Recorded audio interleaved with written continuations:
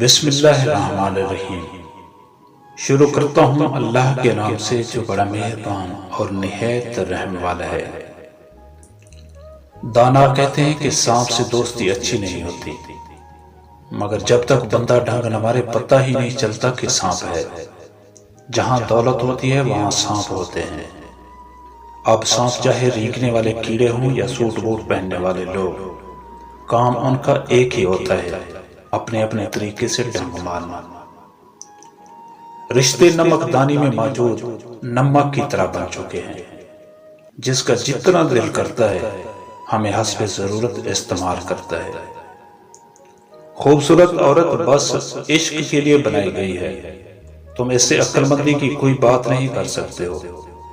اس کے ذہن تک رسائی حاصل کرنے کا کبھی سوچنا بھی مت۔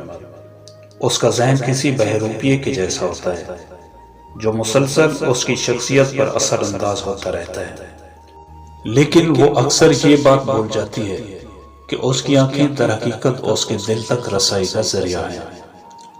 مشکل میں ساتھ اور ضرورت پر سہارا، یہ دو چیزیں جس پر بھی اپلائی کرو گے وہ آپ کو دن رات 24 گھنٹے یاد کرے گا اور ہمیشہ آپ کی یاد میں تڑپے گا۔ خدا ایسی بیوی کسی دشمن کو بھی نہ دے کہ شوہر کا بلڈ پریشر بڑھے اور وہ دوائی ڈھونڈتی رہے۔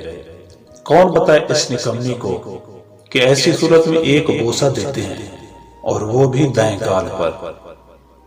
عورت کو سجنا اور سنورنا بھی صرف من پسند شخص کے لیے اچھا لگتا ہے، ورنہ پائل پاؤں کی بیڑی، کنگن ہتھ کڑی، جھمکے غیر ضروری بوجھ اور ہار پھانسی کا پھندا لگتا ہے۔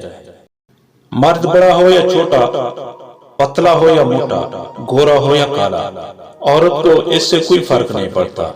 عورت فقط مخلصانہ تعلق چاہتی ہے اور سچی محبت اس کی تسکین کا سامان بنتی ہے۔